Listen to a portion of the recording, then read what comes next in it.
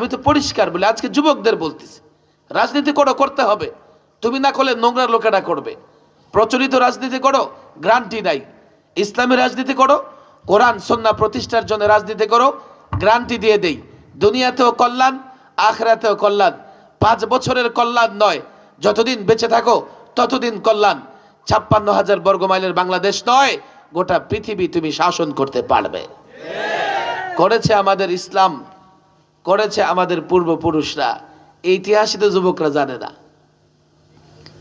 আজকে দেশের বিরুদ্ধে যে ষড়যন্ত্র হচ্ছে দেখো, হঠাৎ ইসকনের মতো একটা জঙ্গি সংগঠন মাথাচাড়া দিয়ে উঠছে, দিয়ে বলতেছে ওরা নাকি বাংলাদেশে নির্যাতিত হচ্ছে, এদেশে নাকি সংখ্যালঘু নির্যাতিত হয়, অথচ ওরা এদেশে জামায়া ধরে বসবাস করে।